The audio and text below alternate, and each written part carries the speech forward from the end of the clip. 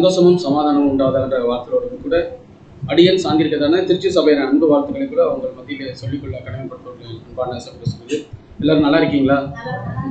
ரொம்ப சந்தோஷம். நான் நல்லா இருக்கேன். இந்த பதில் நான் எதிர்பார்க்கவே இல்லை. எல்லாருமே வழக்கமாக நீங்கள் எப்படி இருக்கீங்கன்னு தானே கேட்பாங்க. நீங்கள் எப்படி இருக்கீங்கன்னு திருப்பி கேட்குறீங்க. ரொம்ப சந்தோஷம். சவுண்டு ஓகேவா? இன்னும் கொஞ்சம் வச்சுக்கலாமா? சவுண்டு கம்மியாக இருக்கு. சவுண்டு கம்மியாக இருக்கு. சவுண்டு வச்சுக்கோங்க.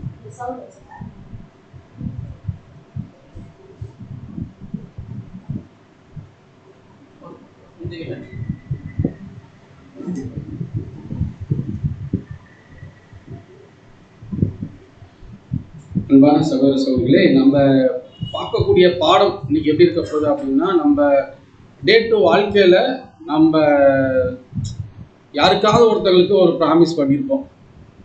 இப்போ இல்லை, இப்போ என்ன நம்ம ப்ராமிஸ் பண்ண முடியாது இல்லையா? நம்ம உலகத்தில் இருக்கிறப்ப நம்ம பேப்டிசம்லாம் எடுக்கிறதுக்கு முன்னாடி ஏதாவது ஒரு விஷயம் பண்ணியிருப்போம். என்னன்னு சொல்ல முடியுமா? ஏதாவது ஒரு சின்ன ஒரு விஷயம். சரி, நான் படித்து கலெக்டர் ஆகணும் ஒரு ப்ராமிஸ், அது நீங்கள் உங்களுக்குள்ளேயே பண்ணியிருப்பீங்க. கரெக்டு, நல்ல விஷயம். அது நடந்திருக்கா அப்படின்னு பார்த்துட்டோம் அப்படின்னா இல்லை. ஏன் அப்படின்னா தேவன் வந்து அந்த கலெக்டரை விரும்பலை. தேவன் எதுக்குள்ள கலெக்டராக இருக்கா தான் விரும்பியிருக்கிறாரு, சத்தியத்துக்குள்ள கலெக்டராக இருக்கா தான் விரும்பியிருக்கிறாரு. அன்பான சகோதர சகோதரிகளே, நான் எப்படி கேட்க வரேன்னு வச்சுக்கோங்களேன். இப்போ ஒரு பொருத்தனைன்னு வச்சுக்கோங்க. இல்லை நான் வேற மாதிரி கேட்குறேன். இப்போ கணவன்கிட்ட சொல்ல முடியாத ஒரு சில விஷயத்த, மனைவிட்ட சொல்ல முடியாத சில விஷயத்த, பெற்றோர்கிட்ட சொல்ல முடியாத சில விஷயத்த, குழந்தைகள்கிட்டயே சொல்ல முடியாத ஒரு விஷயத்த யார்கிட்ட ஷேர் பண்ணுவோம்? கடவுள் அவரை நம்ம முகமுகமாய் பார்க்க முடியுமா? ஜபத்தில் பார்ப்போம், ரைட், அவர்கிட்ட பார்ப்போம். அது கிறிஸ்துட்ட சொல்லுவோம். வேற ஒருத்தவங்கள்ட்ட அந்த நம்பிக்கையா இருக்கிறவங்களுக்கு என்ன பேரு? ஃப்ரெண்டு. ஏன் கணவன்கிட்ட, மனைவிட்ட, குழந்தைகிட்ட, பேரண்ட்ஸ்கிட்ட சொல்ல முடியாத ஒரு விஷயத்த கூட ஏன் ஃப்ரெண்டுகிட்ட சொல்றோம்? அவங்க மேல இருக்கக்கூடிய ஒரு நம்பிக்கை. அன்பான சகோதர சகோதரி, சரி, ஓகே. அப்போ இன்னைக்கு நம்ம எதை குறித்து பார்க்க போறோம் அப்படின்னு உங்களுக்கே நல்லா தெரிஞ்சிச்சு. ஒரு பெஸ்ட் ஃப்ரெண்டை குறித்து தான் பார்க்க போறோம் அப்படின்றது நமக்கு தெரியும். நமக்கு பைபிள்லயே பெஸ்ட் ஃப்ரெண்டு அப்படின்னு சொல்லிட்டா யார் சொல்லலாம்? தாவீது, யோனத்தான். ஏன்னா இவங்களுடைய பெஸ்ட் ஃப்ரெண்டு. அப்புறம் வேற யாராவது தேவன் வந்து இவர் என்னுடைய சூப்பர் ஸ்டார், இவர் என்னுடைய சிநேகிதன் என்ன பண்றாரு பாருங்களேன். இப்போ தேவனே ஆபிரகாமை எப்படி சொல்றாரு அப்படின்னா சிநேகிதன் சொல்றாரு. இவர் என்னுடைய பெஸ்ட் ஃப்ரெண்டு அப்படின்னு சொல்றதுக்கும் தேவன் பெஸ்ட் ஃப்ரெண்டுன்னு சொல்றதுக்கு வித்தியாசம் இருக்குங்களா இல்லைங்களா? இருக்கு அன்பான சகோதர சகோதரிகளே.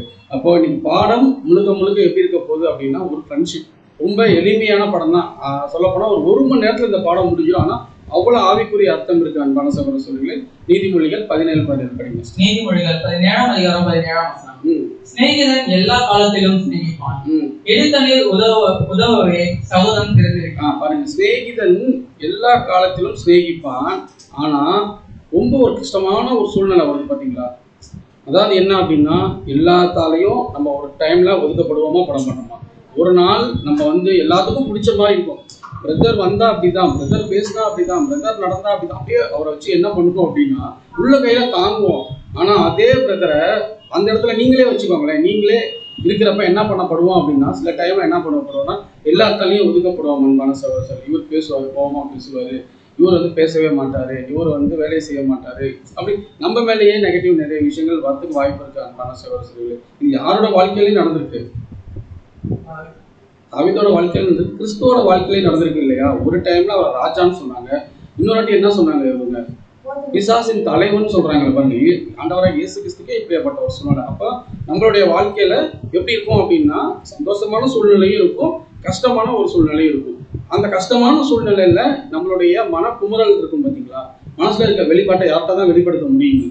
ஃப்ரெண்டுகிட்ட தான் வெளிப்படுத்த முடியும். அன்பான சகோதர சகோதரிகளே, அப்போ இன்னைக்கு நம்ம ரீஃபரன்ஸ் புத்தகத்துல 1907 அப்படிங்கிற ரீஃபரன்ஸ்ல பக்கம் எண் வந்து 290 தாவீது மற்றும் யோனத்தான். இன்னைக்கு இதை நம்ம குறித்து படிக்கல, அதுல ஒரு சின்ன ஒரு விஷயத்தை மட்டும்தான் நம்ம படிக்க போறோம். அதுல படிச்சுட்டு அதுல என்ன டீப்பான சப்ஜெக்ட் இருக்கு அப்படிங்கிறதான் படிக்கலாம். படிங்க.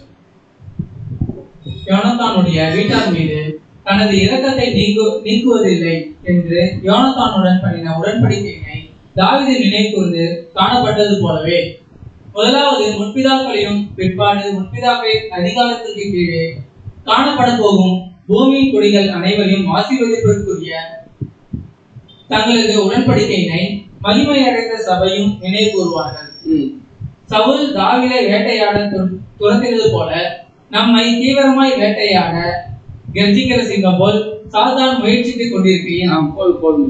இப்போ இந்த படிச்சார்ல ஒரு 6-7 லைன் படிச்சார்ல, என்ன நம்ம புரிஞ்சுக்கிறோம் கரெக்டாக சொல்லுங்க பார்க்கலாம். இப்போ நீங்கள் இதுக்கு பதில் சொல்லிட்டீங்கன்னா பின்னாடி வர 3/4 மணி நேரத்துக்கு உங்களுக்கு ஈஸியாக புரியும். Super star. இதுதாங்க ஒரு கோர். என்ன பண்றாரு அப்படின்னா, தாவீது யோனத்தான்ட்ட உடன்படிக்கை பண்றாரா, யோனத்தான் தாவீதை உடன்படிக்கை பண்றாரா? தாவீது யோனத்தான் தான் தாவீதை உடன்படிக்கை பண்றாரு. அன்பான சகோதர சகோதரிகளே, நல்லா நீங்க கவனிக்கணும். தாவீது உடன்படிக்கை பண்ணல யோனத்தான்ட்ட. யோனத்தான் தான் என்ன பண்றாருங்க, தாவீதுட்ட உடன்படிக்கை பண்றாரு. படிங்க. நமக்கு மிகவும் உதவிகரமாய் இருந்துள்ள முற்பிதாக்களின் வாழ்க்கையானது என்றென்றும் நினைவில் வைக்கப்படும். அதாவது நியாய பிரமாணம் மற்றும் தீர்க்கதரிசிகள் மூலமான முற்பிதாக்களின் அன்பின் ஊழியங்களும் இன்னுமாக தேவ பக்தியுள்ள ஜீவியத்திற்கும் குணலட்சணத்திற்கும் அவர்கள் சிறந்த மாதிரிகளாக காணப்பட்ட காரியமும் என்றென்றும் நினைவில் வைக்கப்படும். சரி, நம்ம பாடத்தோட தலைப்பே மேவி பர்சன் போட்டோம். பக்கத்துல ஒரு 3 போட்டோம் இல்லையா? அது யாராவது நோட் பண்ணீங்களா? பார்த்தோம், ஆனால் நோட் பண்ணலன்றீங்களா? பார்த்து நோட் பண்ணிட்டீங்க. அப்போ 3 மேவி பர்சன் பைபிள்ல இருக்காங்களா அப்படின்னு பார்த்துட்டோம்னா இல்லை. அன்பான சகோதர சகோதரிகளே, இது முழுக்க முழுக்க தாவீதின் வாழ்க்கை வரலாறு ஒரு புத்தகம் இருக்கு பார்த்தீங்களா, அதுல எடுக்கப்பட்ட ஒரு சப்ஜெக்ட் தான். அதுல எப்படி இருக்கு அப்படின்னா, தாவீதோட வாழ்க்கையில நிறைய கேரக்டர் பார்த்துக்கோங்க. எக்கச்சக்கமான கேரக்டர் இருக்கும் அன்பான சகோதர சகோதரிகளே. அதுல ஒரு கேரக்டர் தான் யார் அப்படின்னு பார்த்துட்டோம்னா மேவி போசேத்து. இந்த மேவி போசேத்து நம்ம எப்படி படிக்க போறோம் அப்படின்னா 3 சூழ்நிலைகள்ல படிக்க போறோம். இவர் 3 சூழ்நிலைகளையும் தாவீதை வந்து மீட் பண்ணியிருக்கிறாரு. சரிங்களா? மேவி போசேத்துன்ற பேரு பைபிள்ல 3 இடத்துல தான் வந்திருக்கு. இவர் வந்து 3 சூழ்நிலைகள் நம்ம படிக்க போறோம். இவரை குறித்து நமக்கு என்ன பாடம்? மேவி போசேத்துன்றவர் யாரு? சரி, மேவி போசேத்துன்றவர் யார் அப்படி ஒரு கேள்வி கேட்டா நான் பாட்டுக்கு சொல்லிட்டே இருக்கிறேன். நண்பர் மேவி போசேத்து தாவீது அப்படின்னு நானே சொல்லிட்டு இருக்கிறேன். மேவி போசேத்து யாருன்னு நமக்கு தெரியணும் இல்லையா? தெரியலனாலும் இன்னைக்கு நம்ம தெரிஞ்சுக்கலாம். பைபிள்ல ஒரு சின்ன ஒரு கேரக்டர் தான், இதுல இப்படியாப்பட்ட ஒரு ஆச்சரியமான விஷயங்கள் தான் நமக்காக வச்சிருந்தாரா அப்படின்னு நம்ம பார்க்கலாம். சரி, நீங்க சொல்லுங்க, மேவி போசேத்துனா யார்? தெரியல அப்படின்றது வந்து நல்ல பதில் தான், ஆனா அது பதில் இல்லை. சொல்லுங்க, ட்ரை பண்ணுங்க. இவர் யாரா இருக்க வாய்ப்பு இருக்கு? ஒரு ராஜாவா? யுத்தத்துக்கு வரமாட்டாரு, அவரால் வர முடியாது.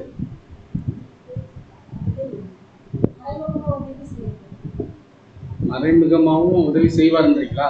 சரி, பார்க்கலாம். தீர்க்கதரிசி கிடையாது.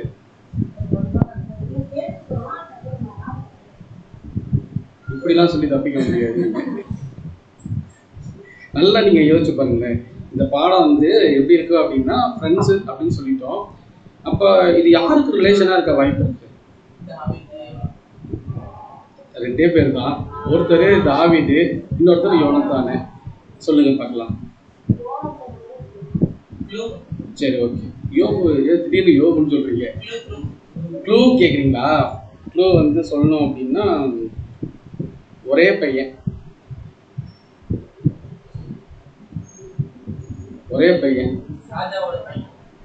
ராஜா ஆக வேண்டியவரோட பையன். யோனத்தானுடைய பையன். அன்பான சகோதர சகோதரி, அப்பா இப்படிலாம் ஆன்சர் பண்ணிட்டு வந்தோம் பார்த்தீங்களா? அப்ப இந்த யோனத்தானோட பையனை குறித்து தான் பார்க்குறோம். காரணம் என்ன அப்படின்னு பார்த்துட்டோம்னா, தாவீதும் யோனத்தானும் தாவீதும் ஒரு உடன்படிக்கை பண்றாங்க. அன்பான சகோதர சகோதரிகளே, நல்லா நீங்க ப்ராக்டிக்கலா நினைச்சு பாருங்களேன். இன்னைக்கு நம்ம ஒரு மிகப்பெரிய ஒரு பொறுப்புல இருக்கோம். சரிங்களா? இப்போ நம்ம அப்பா ராஜாவா இருக்கிறாருன்னு வச்சுக்கோங்களேன். அடுத்த பொறுப்பு யாருக்கு வரும்? அவங்க பையனுக்கு தானே வரும். அவர் தான் இளவரசன், அவர் தான் நாட்டை ஆளணும். அப்படியாப்பட்ட ஒரு பொறுப்பை யாருக்கு விட்டு கொடுத்தாரு யோனத்தான்? தாவீதுக்கு. ஏன்? நண்பனா இருந்தா ராஜ்யபாரத்தை விட்டு கொடுத்துருவாங்க. சூப்பர், அதுதான் பதில். அன்பான சகோதர சகோதரிகளே, ராஜ்யபாரம் யார் வேணா பண்ணலாம், ராஜா யார் வேணா இருக்கலாம், ஆனா தேவன் பக்கம் யார் இருக்கா?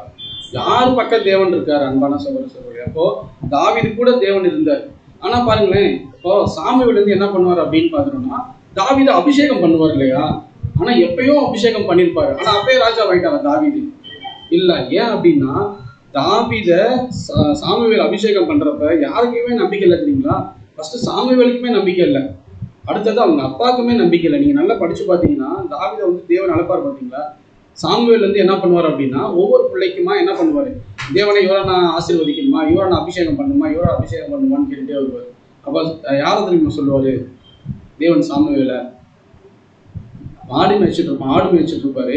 அவரு வருவாரு, நீ அவரை தான் என்ன பண்ணணும், அபிஷேகம் பண்ணணும்னு சொல்லுவார். மற்ற ஃப்ரெண்டை கூட மற்ற அண்ணன் தம்பியை கூட என்ன பண்ண மாட்டாங்க, அபிஷேகம் பண்ண மாட்டாங்க. அவங்க அப்பா என்ன சொல்லுவார் அப்படின்னா, இவ்வளவுதான் என் பையன், என்ன ஒரே ஒரு பையன் இருக்கான், அந்த பையன் எங்க ஆடு மேய்ச்சிட்டு இருப்பான், இவங்களதான் பாருங்க. அவங்க அப்பாவுக்கு கூட யாரும் நம்பிக்கை இல்லை ராஜாவா வருவாருன்னு. தாவீது மேல அவங்க அப்பாவுக்கு கூட நம்பிக்கை இல்லை, ஏன் சாமுவேல் கூட நம்பிக்கை இல்லை. ஆனா தேவன் நம்பிக்கை வச்சார் அன்பான சகோதரர்கள். அப்படியாப்பட்ட ஒரு கேரக்டர் குறிச்சு தான் இன்னைக்கு நம்ம படிக்க போறோம் அன்பான சகோதரர்கள். அப்ப தாவீது எப்படியாப்பட்ட ஒரு கேரக்டரா இருக்காரு பாருங்க. அப்ப யோனத்தான் என்ன பண்றாரு அப்படின்னு பாத்துட்டோம்னா, தான் அமரக்கூடிய அந்த ஒரு ராஜரீகமான அந்த ஒரு இடத்துல யாரை கொண்டு வந்து வைக்க போறாரு அப்படின்னு பாத்தீங்கன்னா தாவீதை கொண்டுட்டு வந்து வைக்க போறாரு. அதுக்கு முன்னாடி என்ன நடக்குது அப்படின்னா மிகப்பெரிய ஒரு யுத்தம் நடக்குது அன்பான சகோதரர்கள். யாருக்கு எதிரான யுத்தம் தெரியுங்களா, பெலிஸ்தியர்கள் இருக்காங்க பாத்தீங்களா. பெலிஸ்தர்களுக்கு எதிரான யுத்தத்துல யார் இறந்து போயிடுறா அப்படின்னு பாத்தோம்னா, யார் இறந்து போயிடுறாங்க, யோனத்தானே இறந்துடுறாங்க, சவுல இறந்துருவாங்க. நீங்க அந்த அப்படியே படிச்சுக்கிட்டே வந்தீங்கன்னு சொன்னா ரொம்ப இன்ட்ரெஸ்டிங்கா இருக்கும். சவுல் என்ன பண்ணுவார் அப்படின்னா பாதி உயிர் தான் அவரோட உடம்புல இருக்கும், குத்துயிரும் குலவுயிரும் சொல்லுவாங்க பாத்தீங்களா. அது மாதிரி என்ன ஆகும் அப்படின்னா அவர் பாதி உயிர் இருக்கும், ஆனா அவர் ராஜா அவரு. அப்ப என்ன பண்ணுவாருன்னா அவரோட ஆயுததாரி இருக்காங்க பாத்தீங்களா, அவரோட படையில இருப்பாங்க இல்லையா, சவுலோட படையில எனக்கு உயிர் கொஞ்சம் கொஞ்சமா போயிட்டு இருக்கு, நீ என்ன பண்ற அப்படின்னா என்னை நீ கொண்டு போடு அப்படின்னு சொல்லுவாரு. ராஜாவை கொல்ல முடியுமா யாராவது, ஒன்னு ஆயுததாரி அப்படியே பயந்துட்டு ராஜாவை நான் எப்படி உங்களை கொல்ல முடியும்னு சொல்லிட்டு கொல்ல மாட்டாரு. சவுலே என்ன பண்ணுவாருன்னா அவருடைய வாள் இருக்கு பாத்தீங்களா, வாளை எடுத்து வச்சு வாள் மேல விழுந்துருவார் அன்பான சகோதர சகோதரி. அப்படி இறந்து தன்னுடைய உயிரை மாற்றிக்குவாரு. அந்த யுத்தத்துல யாரும் இறந்து போயிடுறாங்க அப்படின்னு பார்த்தோம்னா யோனத்தானே இறந்துடுறாரு அன்பான சகோதர சகோதரி. படிங்க சிஸ்டர். 1 சாமுவேல் 31ஆம் அதிகாரம் 2ஆம் வசனம். பெலிஸ்தர் சவுலையும் அவன் குமாரரையும் நெருங்கி தொடர்ந்து சவுலின் குமாரராகிய யோனத்தானையும் அபினதாபையும் மல்கி-சூகாவையும் வெட்டி போட்டார்கள். என்னாச்சு அப்படின்னு பார்த்துட்டோம்னா சவுல் இறந்துறாரு, இப்ப யோனத்தான் இறந்தாரு. அப்பதான் இறக்கப்படுறதுக்கு முன்னாடி தான் நம்ம பார்த்தோம் இல்லையா ஒரு உடன்படிக்கை பண்றாங்க. யார் உடன்படிக்கை பண்றாரு அப்படின்னா யோனத்தான் தாவீதுக்கு ஒரு உடன்படிக்கை பண்றாரு. ஃப்ரெண்டு மாதிரி தானே பேசியிருப்பார் தாவீது, என் குடும்பத்தை நீ பார்த்துக்கோ, ஏன்னா நீ தேவனால அபிஷேகம் பண்ணப்பட்ட மனுஷன், ஏன்னா என்ன எப்படியா இருந்தாலும் என்னுடைய உயிர் போயிடும் அப்படின்னு சொல்லிட்டு சொல்றாரு. அப்போ வந்து தாவீது என்ன சொல்லியிருப்பாருங்க, கண்டிப்பா நான் இருக்கேன் கவலைப்படாத அப்படின்னு சொல்லியிருப்பாரு பண்ண சொல்ல. அப்போ பண்ண ஒரு உடன்படிக்கை தான். சரிங்களா, இப்படியே காலம் போயிட்டே இருக்கு. அந்த மிகப்பெரிய ஒரு யுத்தம் சொன்னோம் பார்த்தீங்களா, அந்த யுத்தத்துல என்ன நடக்குதுன்னா முக்கியமான ஒரு சம்பவம் நடக்குது. எப்படி 2 சாமுவேல் 4ஆம் அதிகாரம் 4ஆம் வசனம். சவுலின் குமாரன் யோனத்தானுக்கு இறந்த காலம் மூலமான ஒரு குமாரன் இருந்தான். ரொம்ப ரொம்ப முக்கியம் அன்பான சகோதர சகோதரிகளே. சவுலோட குமாரனுடைய யோனத்தானோட பையன் என்ன, யோனத்தானோட பையன் இருக்காரு பாத்தீங்களா, அந்த பையன் தான் யாருங்க, மேவிபோசேத்துக்கு என்ன இல்லையா, 2 காலும் முடமான ஒரு குமாரன் இருந்தான். சவுலும் யோனத்தானும் மடிந்த செய்தி இஸ்ரேலிலிருந்து வருகிற போது அவன் 5 வயதுள்ளவனாய். அப்ப மேவிபோசேத்துக்கு வயசு என்ன, 5 வயசு. இவர் வந்து யோனத்தானுடைய குமாரன். யோனத்தானுடைய குமாரன் மேவிபோசேத்துக்கு 2 காலும் முடமான ஒரு பையன். அந்த பையனுக்கு 5 வயசு. அப்போதைக்கு என்ன நடக்குதுன்னு பாருங்க. அப்பொழுது அவனுடைய தாதி அவனை எடுத்துக்கொண்டு ஓடி போனான். ஏன் அவங்களுடைய தாதி அப்படின்னா வேலைக்கார பெண்மணி இருக்காங்க பாத்தீங்களா, அவங்க வந்து என்ன பண்றாங்க அப்படின்னா யோனத்தானை எடுத்துக்கொண்டு போறாங்க. போறப்ப என்ன ஆகுது அப்படின்னா அவள் ஓடி போகிற அவசரத்தில் அவன் விழுந்து முடவனானான். அவனுக்கு மேவிபோசேத் என்று பெயர் அன்பான சகோதரர். அப்போ மேவிபோசேத் பிறக்கிறப்ப எப்படி இருந்திருக்கிறாரு, நல்லா தான் இருந்திருக்காரு. கரெக்ட், இதுதான் முக்கியமான பாயிண்ட். பிறக்கிறப்ப நல்லா தான் இருந்திருக்கிறாரு. ஆனா என்ன ஆகுது அப்படின்னா அவருடைய தாதி அந்த பிள்ளையை எடுத்துக்கொண்டு ஓடி போகும்பொழுதுதான் என்ன ஆகுது அப்படின்னா பாருங்க, அவள் ஓடுகிற அவசரத்தில் அவன் மேல் விழுந்து முடவனானா. 5 வயசுக்குள்ள. இப்ப நீங்க யோசிச்சு பாருங்களேன், அப்பா தாத்தா ராஜா, அப்பா வந்து போர்ல இறந்துடுறாங்க, தாத்தாவும் இறந்துறாரு, யாரு சவுலும் இறந்துறாரு, யோனத்தானும் இறந்துடுறாங்க. அப்ப அவங்க குடும்பத்தையும் அழிக்க வருவாங்க இல்லையா பெலிஸ்தியர். அப்ப என்ன பண்றாங்கன்னா பாருங்க, வேலைக்கார பெண்மணி அந்த குழந்தையை எடுத்துட்டு ஓடுற அவசரத்துல என்ன பண்றாங்க அப்படின்னா, நீங்க ஜென்ரலா நீங்க ஒரு குழந்தை பிளாட்டா இருக்க ஒரு இடத்துல ஒரு குழந்தை மேல விழுந்து அந்த கால் ஊனமாறதுக்கு வாய்ப்பு இருக்கா, இல்ல. அப்ப என்ன ஆயிருக்கு அப்படின்னா ஒரு மலையில இருந்து ஒடியாடுறாங்கன்னு வச்சுக்கோங்க.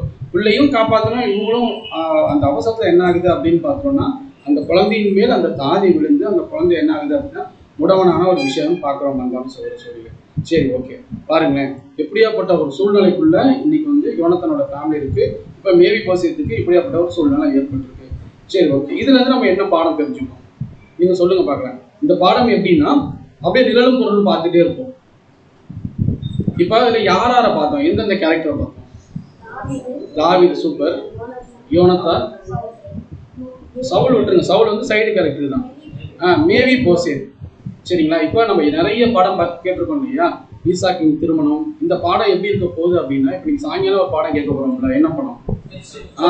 அதுக்கு ரொம்ப ரொம்ப இம்பார்ட்டன்டான ஒரு பாடம், ரொம்ப சூப்பரா இருக்கும் அன்பான சகோதர சகோதரிகளே. ஏன் இஸ்ரேல் ஜனங்கள் அங்க மிகப்பெரிய ஒரு வாய்ப்பை இழந்தாங்க அப்படிங்கிறதுக்கு இந்த படம் தான் ஒரு ரொம்ப சப்போர்ட் பண்ணும். இப்போ நல்லா நீங்க சொல்றீங்க இல்லையா, தாவீது சொன்னீங்க, யோனத்தான் சொன்னீங்க, மேவி போசேத் சொன்னீங்க. சரி, தாவீது யார் அடையாளப்படுத்துறார்? தாவீது தேவனை அடையாளப்படுத்துவாரா? ஆண்டவராகிய இயேசு கிறிஸ்துவ அடையாளப்படுத்துறாரு. சரி, இன்னொரு கேரக்டர் யோனத்தான். எப்படி சொல்றீங்க? எல்லா ஊர்லயும் யோனத்தான் சொன்னாவே சபைன்னு சொன்னாங்க. போன வாரம் இதே டைம்ல வள்ளியூர்ல எடுக்கிறப்பையும் கரெக்டா சொன்னாங்க. அப்படிங்களா? சரி, ஓகே, பார்க்கலாம். அடுத்தது மேவி போசேத் திரள் கூட்டமா? சரி, ஓகே, நான் போட்டுறேன், டைம் வேஸ்ட் பண்ண விரும்பல. தாவீது யாரை குறிக்கிறார் அப்படின்னா, நம்ம ஆண்டவராகிய இயேசு கிறிஸ்துவை குறிக்கிறார் அன்பான சகோதர சகோதரிகளே. சரி, யோனத்தான் அப்படின்னா முற்பிதாக்கள் நம்ம சொல்றோமே. அப்படி பார்க்கறதுக்கு முன்னாடி மேவி போசேத் யாரை குறிக்கிறது கொஞ்சம் இமேஜின் பண்ணி பாருங்களேன்.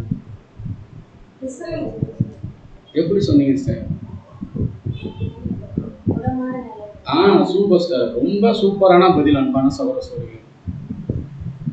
ஏன்னா ரொம்ப கஷ்டமான ஒரு விஷயம், டக்குன்னு புரிஞ்சிக்க முடியாது. இஸ்ரேல் ஜனங்கள் யாரை குறிக்கிறாங்க அப்படின்னா மேவி போசேத் யாரை குறிக்கிறாங்கன்னா இஸ்ரேல் ஜனங்கள். ஏன் அப்படின்னு பார்த்துட்டோம் அப்படின்னா, அவங்க முற்பிதாக்கள் காலம் வரைக்கும் நல்லா இருந்தாங்க. அதாவது எப்படின்னா, அவர் ஆரம்பத்திலே கேட்டேன், மேவி போசேத் வந்து பிறவிலேயே முடவனா அப்படின்னு பார்த்தா கிடையாது. முற்பிதாக்கள் இருக்கிற வரைக்கும் இஸ்ரேல் ஜனங்கள் எப்படி இருந்தாங்க? நல்லா இருந்தாங்க. யோனத்தான் இறந்து போறாரு செய்தியை கேட்டதுக்கு அப்புறம் தான் அவங்க தாதி என்ன பண்றாங்கன்னா, அந்த குழந்தைய எடுத்துட்டு போறாங்க. அந்த குழந்தை கீழே விழுது அன்பான சகோதர சகோதரிகளே. சூப்பர் ஸ்டார், படிங்க. கலாத்தியர் 3ஆம் அதிகாரம் 10ஆம் வசனம் முதல். நியாயப்பிரமாணத்தின் கிரியைக்காரராகிய யாவரும் சாபத்திற்கு உட்பட்டவர்களாக இருக்கிறார்கள். அப்போ அங்க நீங்க பாக்குறோம் அன்பான சகோதர சகோதரிகளே, இது யாரை குறிச்சு படிக்கிறோம் அப்படின்னா இஸ்ரேல் ஜனங்கள். சரிங்களா? இஸ்ரேல் ஜனங்கள் நியாயப்பிரமாணம் அவங்களுக்கு இருக்கிறது வந்து அது சாபமா இருந்துச்சு. அவங்களுக்கு தேவன் அப்படியே கொடுத்தாரு இஸ்ரேல் ஜனங்களுக்கு, அது ஆசீர்வாதமா கொடுத்தாரு. ஆனா அதன்படி அவங்களால என்ன பண்ண முடியலங்க, நடக்க முடியல அன்பான சகோதரர். இப்ப புரியுதுங்களா? நடக்க முடியாத ஒரு சூழ்நிலை. அவங்க என்னன்னு சொல்லுவாங்க? முடவன். படிங்க.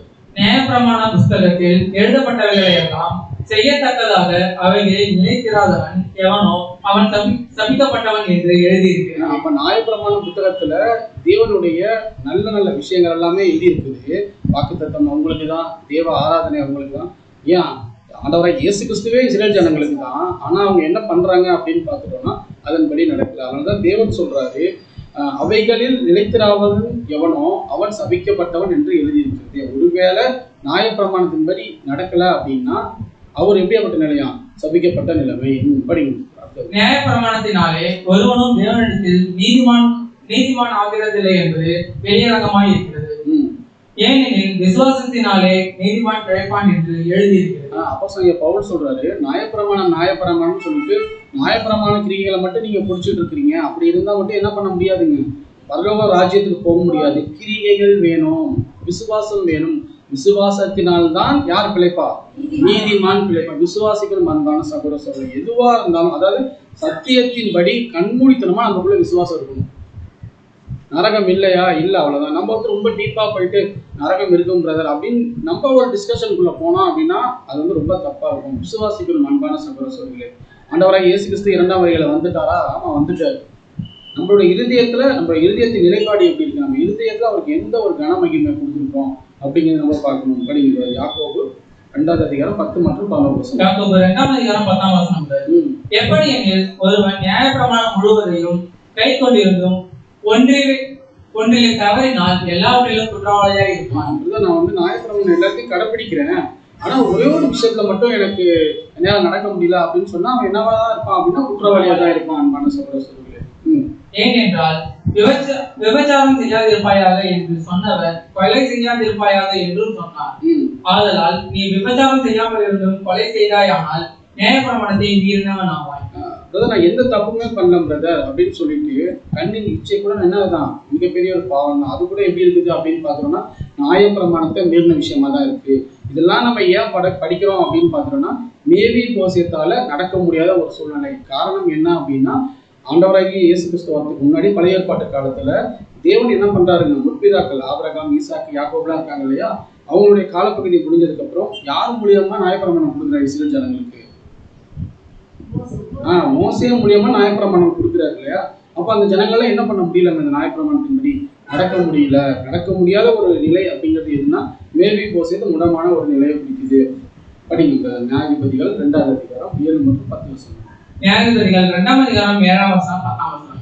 யோசுவாவின் சகல நாட்களிலும் கர்த்தர் இஸ்ரவேலுக்காக செய்த அவருடைய பெரிய கிரியைகளை எல்லாம் கண்டவர்களும் யோசுவாவுக்கு பின்பு உயிரோடு இருந்தவர்களுமாகிய மூப்பரின் சகல நாட்களிலும் ஜனங்கள் கர்த்தரை சேவித்தார்கள். என்ன நம்ம புரிஞ்சுக்கிறோம் அப்படின்னா யோசுவா யாருங்க, முதல் நியாயாதிபதி இருக்காருயா இருக்கார் பார்த்தீங்கன்னா, அவரோட காலப்பகுதி வரைக்குமே இந்த இஸ்ரேல் ஜனங்கள் ஓரளவு கீழ்ப்படிஞ்சு நடந்துட்டு இருந்தாங்க. காரணம் என்ன அப்படின்னா இப்பதான் 40 வருஷம் வனாந்திர பிரயாணத்துல இருந்து கானானுக்குள்ள வராங்க.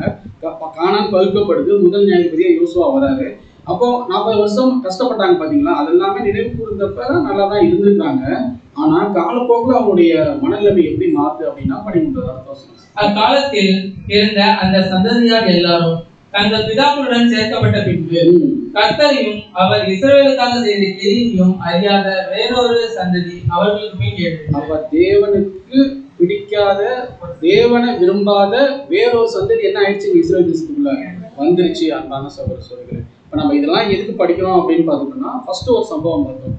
அதாவது யோனத்தான் தாவீதோட உடன்படிக்கை பண்றாரு, என்னுடைய குடும்பத்தை நீ பார்த்துக்கோ அப்படின்னு சொல்றாரு. ஆனா தாவீது நினைவு கூறுறாரு. அன்பான சகோதர சொல்கிறேன்.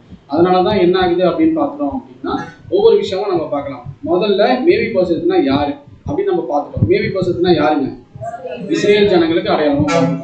சரி, முக்கியமா அடுத்த ஒரு சம்பவம் நடக்குது.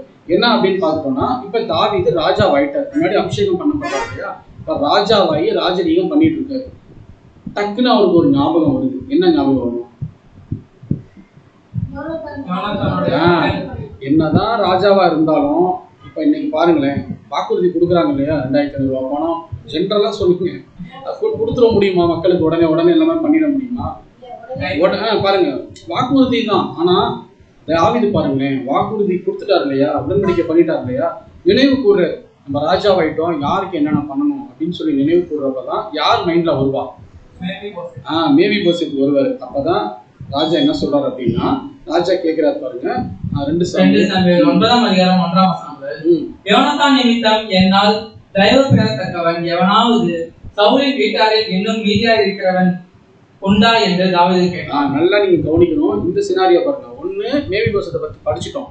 இப்போ மேவி போசத்துக்கும் தாவீதுக்கும் நடக்கக்கூடிய ஒரு கான்வர்சேஷன் வரப்போகுது. அன்பான சகோதரர்களே, ரொம்ப இன்ட்ரெஸ்டிங்கா இருக்கும். இப்ப தாவீது கேட்கிறாரு, யோனத்தான் குடும்பத்துல என்னையால தயவு பெறும்படி யாராவது ஒருத்தங்க இருக்காங்களா? ஏன் அப்படின்னா அவங்க அப்பாட்ட யார் உடன்படிக்கை பண்ணியிருக்கிறாரு? தாவீது உடன்படிக்கை பண்ணியிருக்கிறாரு. அதனாலதான் கேட்கிறாரு. கேட்கிறப்பதான் சவுலோட வீட்டு வேலைக்காரர் ஒருத்தர் சொல்றாரு பாருங்க, படிக்கிறது. அப்பொழுது சவுலின் வீட்டு வேலைக்காரனாகிய சீபா என்னும் பெயர் உள்ளவனை தாவீதிடத்தில் அழைத்து வந்தாங்க. இப்ப என்ன ஆகுது அப்படின்னா தாவீது ராஜ்யபாரம் பண்றப்ப அவருடைய அமைச்சரவை இருக்கும் பாத்தீங்களா, அதுல ஒருத்தர்கிட்ட கேட்கிறப்பதான் இப்ப என்ன ஆகுது அப்படின்னு பார்த்துட்டோம்னா ஒருத்தர் போய் கூட்டிட்டு வர்றாரு. சவுல் வீட்டுல ஒருத்தர் ஷீபான்னு ஒருத்தர் இருக்காரு, அவரை கூட்டிட்டு வந்தா தெரியும் அப்படின்னு சொல்லிட்டு கூட்டிட்டு ராஜா முன்னாடி கூட்டிட்டு வராங்க. அப்பதான் ராஜா வந்து என்ன பண்றாரு அப்படின்னா சீபாவை பார்த்து, நீதானா சீபா என்று கேட்டதற்கு, இப்ப நீங்க யோசிச்சு பாருங்களேன், ஒரு ராஜா இருக்கிறாரு, ஒரு வேலைக்காரர் போறப்ப ராஜாட்ட எப்படி போயிருப்பாரு?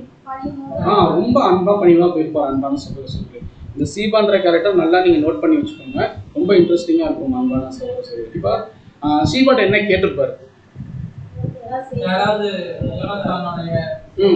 யோனத்தானுக்கு பையனோ பொண்ணோ இல்ல யாராவது இருக்காங்களா அப்படின்னு சொல்லி கேட்கிறப்ப சீபா என்ன சொல்லியிருப்பாரு? இருந்தா இப்ப சவுலோட வீட்டுல வேலை செய்யறப்ப மேவி போசத்துக்கு சவுல் தான் இறந்துட்டாரு. மேவி போசத்துக்கு தானே இவர் வேலை செஞ்சாகணும். இப்ப மேவி போசத்துக்கு சொல்லுவார் இல்லையா தாவீதுகிட்ட சொல்றாரு பாருங்க, படிங்க. 2 சாமுவேல் 9:3. அப்பொழுது ராஜா தேவ நிமித்தம் நாம் சவுலின் குடும்பத்தாருக்கு தயவு செய்யும்படி யாதொருவன் இன்னும் மீதியா இருக்கிறானா என்று கேட்டதற்கு சீபா ராஜாவை பார்த்து, இன்னும் யோனத்தானுக்கு 2 கால்களும் குணமான ஒரு குமாரன் இருக்கிறான் என்றான். சீபா பாருங்க, ஒருத்தர் இருக்கிறாருன்னு சொல்லல, டீட்டெயிலாவே சொல்லிட்டாரு. இன்னும் யோனத்தானுக்கு 2 கால்களும் குணமான ஒரு குமாரன் இருக்கிறாரு அப்படின்னு சொல்லிட்டாரு தாவீதுக்கு. இப்ப தாவீதுக்கு எப்படி இருக்கும்? நம்ம ஃப்ரெண்டு, உயிரா நேசிச்ச ஒரு ஃப்ரெண்டு. இப்போ அந்த ஃப்ரெண்டுக்கு என்ன இல்லைங்க, ஃப்ரெண்டோட பையனுக்கு காலும் முடமானவா, ஐயோ ரொம்ப கஷ்டமா இருக்கே அப்படின்னு சொல்லி யோசிக்கிறப்பதான் அப்பதான் சீபாட்ட அவர் சொல்லுவார் பாருங்க.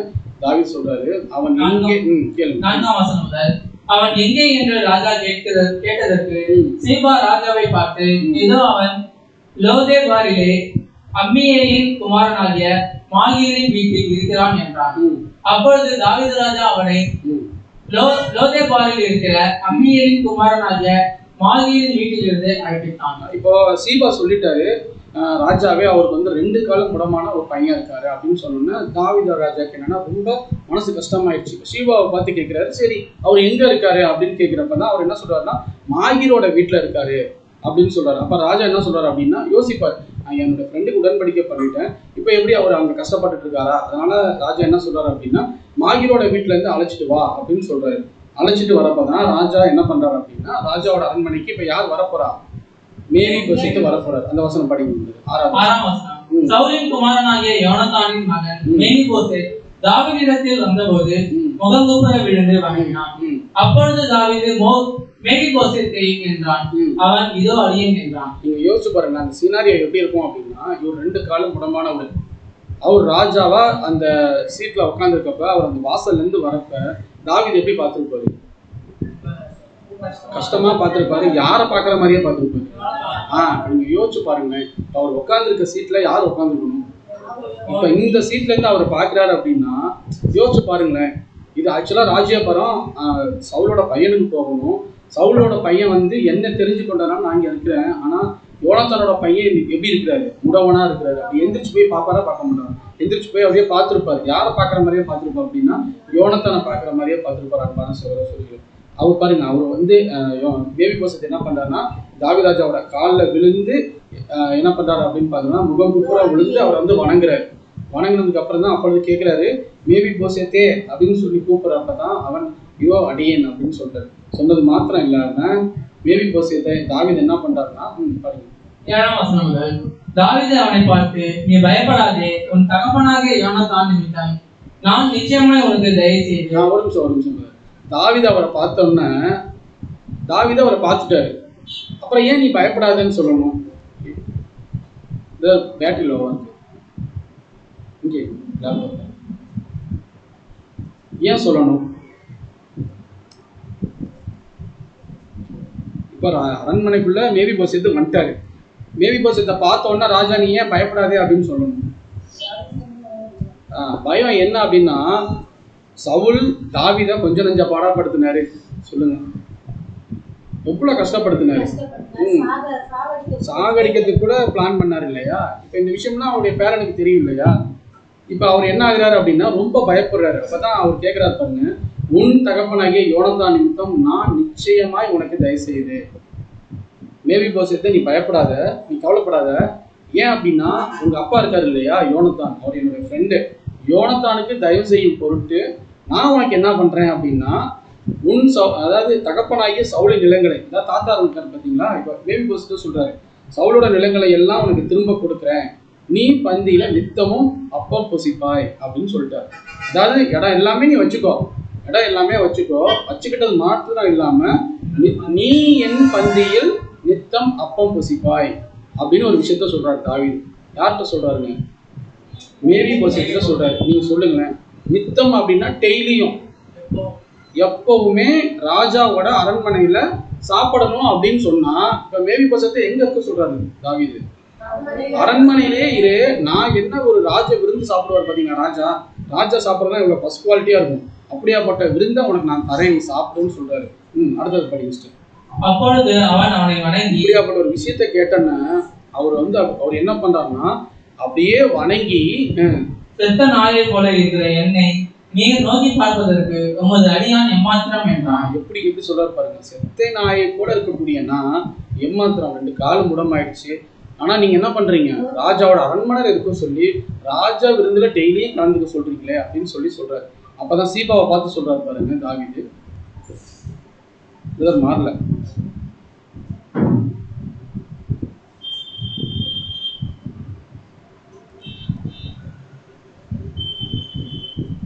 இப்ப 9வது வசனம் படிங்க.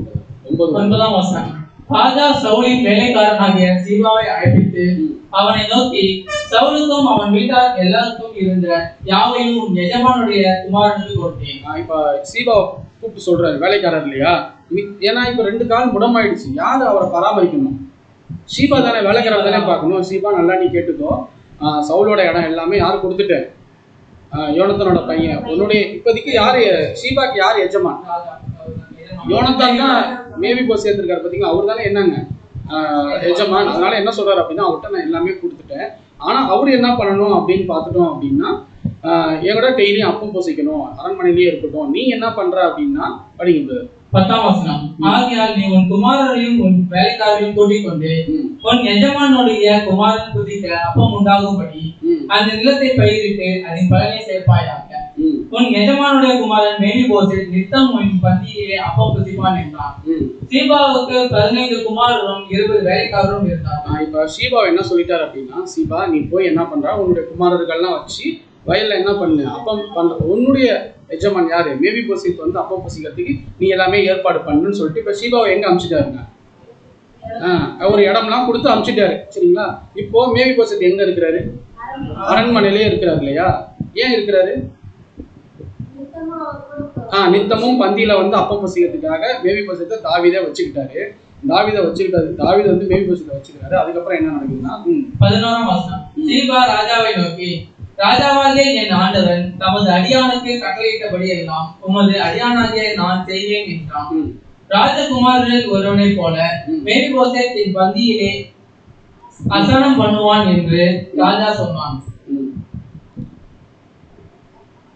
மறுபடியும் லோன் தான் காட்டுங்க. இப்ப என்ன சொல்றாரு அப்படின்னா, சீபா என்ன சொல்றாரு அப்படின்னா, ராஜாவே நீங்க சொல்லிட்டீங்க, இப்ப எஜமானுக்கு நான் உண்மையா இருக்கேன். இப்ப யார் எஜமானுங்க? மேவிபோசேத் எஜமான் இல்லையா சீபாக்கு. நான் எஜமானுக்கு உண்மையா இருக்கேன். நான் என்ன பண்றேன் அப்படின்னா, நிலத்தெல்லாம் நான் பயிரிட்டு எல்லாமே நான் பண்றேன். டெய்லியும் உங்க கூட யார் இருக்கட்டும் அப்படின்னா மேவிபோசேத் இருக்கட்டும் அப்படின்னு சொல்லிட்டு போயிடுறாரு. சரிங்களா? இப்போ எங்க ஆரம்பிச்சிச்சு அப்படின்னு பாத்துட்டோம்னா, இந்த நிகழ்வு எங்க ஆரம்பிச்சிச்சுங்க? ஃபர்ஸ்ட் மேவிபோசேத் யாருன்னு பார்த்தோம். அடுத்தது தாவீது ராஜாவே கேட்கிறாரு இல்லையா, அரண்மனையில உட்காந்துருக்கிறப்ப கேட்கிறாரு. அவர் பண்ண உடன்படிக்கை நினைவு கூறாரு. யோனத்தானுக்கு உடன்படிக்கை பண்ணியிருக்கேன். இப்போ யோனத்தானுடைய குடும்பத்துக்கு நல்லது செய்யற விதமா அவங்க குடும்பத்துல யாராவது இருக்காங்களா அப்படின்னு கேட்கிறப்ப தான் யார் வராருங்க? யோனத்தான் வராரு. யோனத்தானும் ஷீபாவும் வராங்க. மேவிபோசேத் வராரு. மேவிபோசேத்தோட கால் எப்படி இருக்கு அப்படின்னு பார்க்குறோம்னா ரொம்ப முடமா இருக்கு. அப்போ மேவிபோசேத் என்ன பண்றாருன்னா தாவீதுக்கு பயப்படுறாரு. அப்போ மேவிபோசேத்தை பார்த்து தாவீது சொல்றாரு, நீ பயப்படாத, நித்தமும் என் கூட என்ன பண்ணுவ, நீ அப்ப பந்தியில அப்பம் பசிப்பா அப்படின்னு சொல்றாரு. அப்புறம் ஷீபாவை என்ன சொல்றாரு அப்படின்னா, உன் எஜமான் அப்பம் பசிக்கிறதுக்கு நீ எல்லாமே ரெடி பண்ணு, அவருடைய நிலங்கள் எல்லாமே நான் அவருக்கே கொடுத்துட்டேன்னு சொல்லி அனுப்பிச்சு வச்சுறாரு. சரிங்களா? இது 2வது இன்ஸ்டன்ட். இதுல சொல்லுங்க, யார் யாரை பார்த்தோம் நம்ம? தாவீது, ஷீபா, மேவிபோசேத். சூப்பர். இப்ப சொல்லுங்க, வழக்கம் போலதான் தாவீது யாரை அடையாளப்படுத்துவாருன்னா நம்ம ஆண்டவராகிய இயேசு கிறிஸ்துவை அடையாளப்படுத்துறாரு. சூப்பர், நீங்க சொல்றது கரெக்ட் தான். அடுத்தது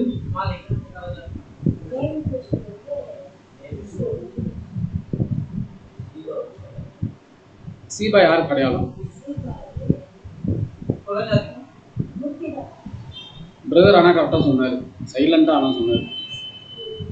எப்படி சொன்னீங்க? என்ன சொன்னீங்க? சபைன்னு சொல்லுவாங்க. எப்படி சொன்னீங்க? பரவாயில்ல, நீங்க ட்ரை பண்ணுங்க.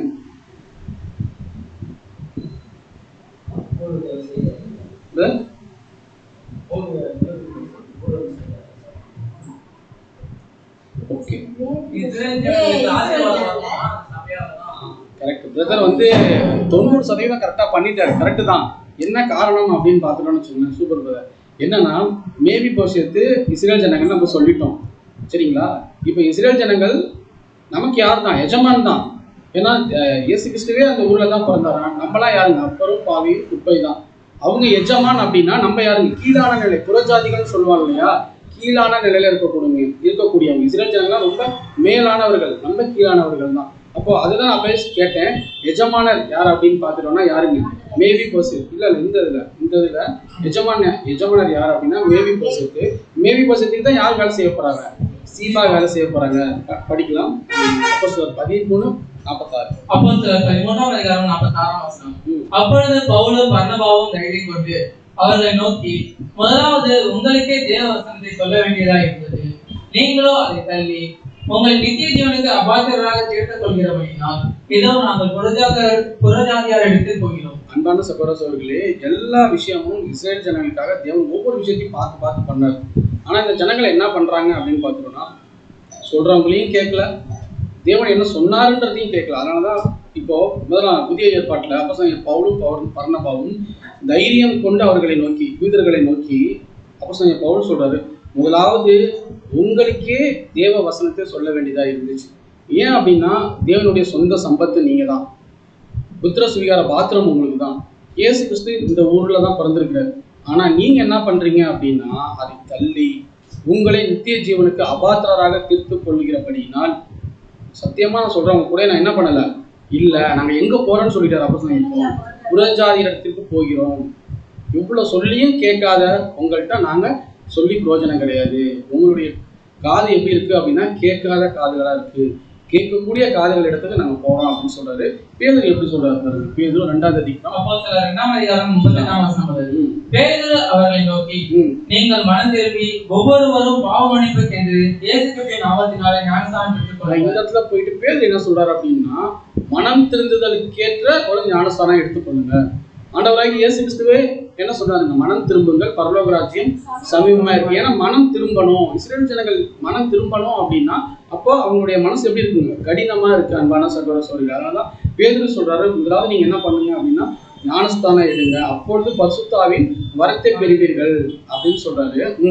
வாக்குத்தத்தமானது உங்களுக்கும் உங்கள் பிள்ளைகளுக்கும் நம்முடைய தேவனாகிய கர்த்தர் வரவழைக்கும் தூரத்தில் உள்ள யாவருக்கும் உண்டாயிருக்கிறது என்று சொல்லி என்ன சொல்றாரு அப்படின்னு பார்த்துட்டோம் அப்படின்னா, வாக்குத்தத்தமானது உங்களுக்கும் உங்கள் பிள்ளைகளுக்கும் நம்முடைய தேவனாகிய கர்த்தர் வரவழைக்கும் தூரத்தில் உள்ள யாவருக்கும் உண்டாயிருக்கிறது. வாக்குத்தத்தம் நமக்கு உண்டாயிருக்கிறது. அப்ப நம்ம எல்லாமே பரிசுத்த ஆவியினால நிரப்பப்படணும்னு சொல்லி பேதுரு சொல்றாரு. ஆனா இஸ்ரேல் ஜனங்கள் கேட்டாங்களா? கேட்கல. அன்பான சகோதர சொல்றது. இப்ப நம்ம என்ன பாக்குறோம் அப்படின்னா, மேவி போசேத்தை எங்க கூப்பிட்டாருங்க? அரண்மனைக்கு கூப்பிட்டாரு. எதுக்கு கூப்பிட்டாரு அப்படின்னு பாத்துட்டோம் அப்படின்னா, நித்தமும் என்னுடைய பந்தியில புசிக்கிறதுக்கு. நீங்க சொல்லுங்க, நம்ம ஆண்டவராகிய இயேசு கிறிஸ்து முதலாம் வருகையில எங்க வந்தாருங்க? இஸ்ரேல் ஜனங்கள் மத்தியில வந்தார். அவங்க கூட தானே இருந்தார். அப்பம் கொடுத்தாரு, மீன் கொடுத்தாரு, எல்லாமே சாப்பிட்டாங்கல்ல அன்பான சகோதர சொல்லி. ஆனா இந்த ஜனங்கள் என்ன பண்ணிட்டாங்க?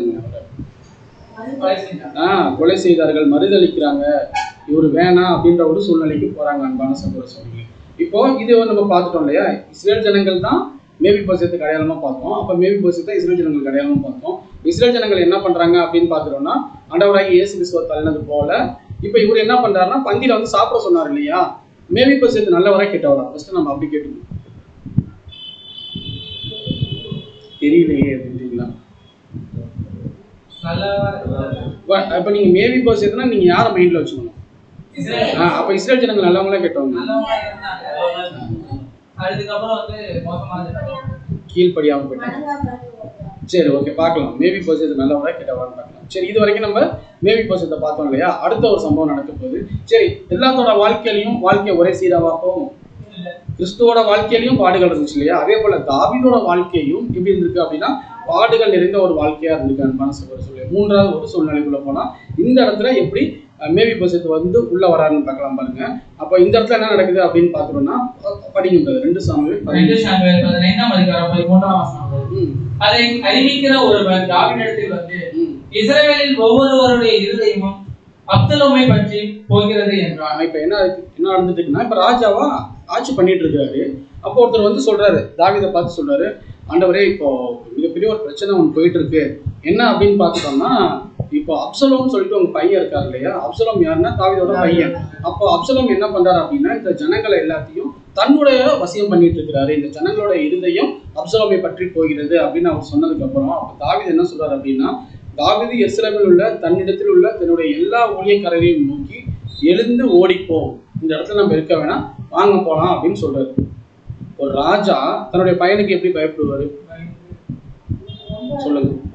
எப்படியாப்பட்ட ராஜா அவர், சமஸ்த தேசத்தையும் அவருடைய கண்ட்ரோல்ல வச்சுட்டவர், புறஜாதிகள்லாம் அப்படி அடிச்சு வீழ்த்தியவர். அவருடைய யுத்தமே எப்படி இருக்கும் அப்படின்னா, அவர் வால் பிடிச்சாருன்னு வச்சுக்கலாம், அந்த ரத்தக்கரா இருக்கும் பாத்தீங்களா, அந்த வால் கீழே அந்த இதுல ஹேண்டில்ல கீழே அப்படி விட்டாருன்னா வால் விழாதான், இறுக்கி பிடிச்சிக்கணும். அப்படிப்பட்ட ஒரு யுத்த வீரன் தன்னுடைய பையனுக்காக அவரு ஏன் எழுந்து ஓடிப்போன்னு சொல்றாரு? அதான் நானும் சொல்றேன், பராக்கிரமசாலி தான். தாவீதோட அப்சலோம் பராக்கிரமசாலின்றீங்களா? வயசானாலும் சிங்க தானே ஓடிப்போம் அப்படின்னு சொன்னா அவர் என்னன்னா, அது பின்னாடி கீழே இருக்கு பாருங்க, சூப்பரா படிக்கும். இல்லாவிட்டால் நாம் அப்சலோமுக்கு தப்பையிடவில்லை, அவன் தீவிரித்து நம்மிடத்தில் வந்து நம்ம பிடித்து நம்மே பொல்லாப்பு வர பண்ணி நகரத்தை பட்டய கருக்கினால் சங்காரம் பண்ணாதபடிக்கு தீவிரமாய் புறப்படுதல். அவர் சொல்றாரு பாத்தீங்களா, அதுதான் லீடர், அதுதான் ஒரு தலைவனோட அழகு. அன்பான சகோதரர்களே, அப்சலோம் யாரு அப்படின்னா தாவீதோட பையன். இப்ப அவர் ராஜாவாவேன்னு சொல்லிட்டு அப்சலோம் பண்ணிட்டு இருக்கிறப்ப, ஒருவேளை இவரும் ஆப்போசிட்டா சண்டை போட்டா யார் இறந்து போவா? அதிகமா ஜனங்கள் இறந்து போவாங்க இல்லையா? அதெல்லாம் சூப்பரா சொல்றாரு, நகரத்தை பட்டய கருக்கினால் சங்காரம் பண்ணாதபடிக்கு தீவிரமாய் புறப்பட்டு போவோம் வாருங்க. பாத்தீங்களா? இப்போ ஜனங்கள் ஆபத்து வரும், பட்டய கருக்கினால சாவாங்க, தீ வைப்பாங்க, அதனால எல்லாமே அழிச்சு போவோம். அதனால என்னன்னா ராஜாவாகணும்னு ஆசைப்படுறாரோ இருக்கட்டும், நம்ம போலாம் அப்படின்னு சொல்லிட்டு என்ன பண்றாரு அப்படின்னு பாத்துட்டோம்னா, இவர் எங்க போறாருங்க, மோரியா மலைக்கு போறாரு. அன்பான சகோதரர்களே, தாவீது இப்ப எங்க போறாரு அப்படின்னு பாத்துட்டோம்னா மோரியா மலைக்கு போறாரு. ஃபர்ஸ்ட் அபிஷேகம் பண்ண முடா ஒரு நிலையில இருந்தாரு. அப்போ யோனத்தாண்ட உடன்படிக்கை பண்ணாரு. அதுக்கப்புறம் ராஜா ஆயிட்டாரு. ராஜாவானனால யாரை கூப்பிடுறாருங்க, மேவிபோசேத்தை கூப்பிட்டு நித்தமும் பந்தியில என் கூட இருக்குன்னு சொன்னாரு. இப்போ ஒரு கஷ்ட காலம் வந்துருச்சு. யாருக்கு வந்துருச்சுங்க? தாவீதுக்கு வந்துருச்சு. தாவீதுக்கு வந்தப்ப தாவீது எங்க போறாரு அப்படின்னு பாத்துட்டோம்னா படிக்கின்றது மோரியா மலைக்கு போறாரு. 2 சாமுவேல் 14:1. தாவீது மலையில் இருந்து சற்றப்புறம் நடந்து போன போது இதோ மேவிபோசேத்தின் காரியக்காரனாகிய சீபா பொதிகளை சுமக்கிற 2 கழுதைகளை ஓட்டி கொண்டு வந்தார். இப்ப என்னன்னா, சமஸ்த இஸ்ரேல் ஜனங்கள், ஒரு பகுதி இஸ்ரேல் ஜனங்கள் எல்லாத்தையும் கூட்டிட்டு போல, கொஞ்சம் இஸ்ரேல் ஜனங்களை கூட்டிட்டு இவர் எங்க போறாரு அப்படின்னு பாத்தோம்னா மோரியா மலைக்காவே ரொம்ப அமைதியா ரொம்ப காமா என்ன பண்றாரு அப்படின்னா, ஒரு ராஜா அப்படியே அமைதியா போயிட்டு இருக்காரு. ராஜா முன்னாடி போறாரு, ஜனங்கள் எல்லாமே பின்னாடி வராங்க. அப்ப எய்தாப்ல ஒருத்தர் என்ன பண்றாரு அப்படின்னா 2 கழுதையை ஓட்டிட்டு வராரு. 2 கழுதையை ஓட்டிட்டு வரப்ப பொதி சுமக்கிற 2 கழுதைகளை ஓட்டி கொண்டுட்டு அவர் வந்துட்டு வரப்பதான் வந்தவர் யாருங்க? சீபா வராரு. சீபா கழுதையை ஓட்டிட்டு வராரு. தாவீது அவரை பார்த்து கேட்கிறாரு, அவைகளில் 200 அப்பங்களும் கற்றலான 100 திராட்சை பழ குலைகளும் வசந்த காலத்து பலனான 100 குலைகளும் ஒரு துருத்தி திராட்சை ரசமும் இருந்தது. எதுக்கு கொண்டு வந்து கொடுக்குறாரு சீபா? சொல்லுங்க. சாப்பிட்றதுக்கு தான் சார் இருப்போம். இதை என்ன பண்ணுவாங்க, கடலையா போடுவாங்க. இவ்வளவு கஷ்டப்பட்டு எடுத்தாங்க.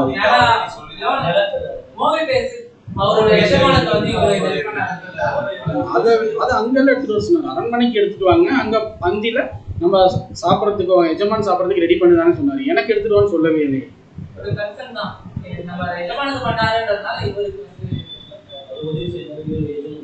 சூப்பர். உங்களுக்கு ஏற்பட்ட கேள்விதான் தாவீதுக்கு வந்திருக்கு.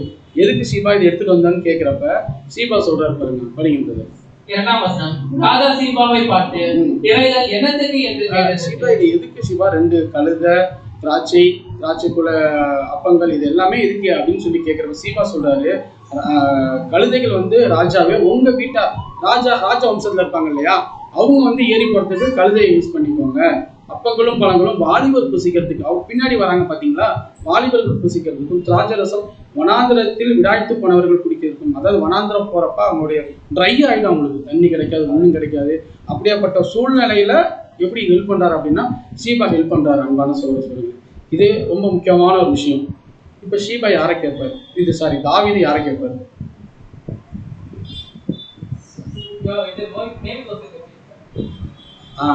இப்ப நல்லா நீங்க யோசிச்சு பாருங்களேன். சந்தோஷமான சூழ்நிலை, அரண்மனையில சாப்பிட கூட்டிட்டு வந்தார் இல்லையா.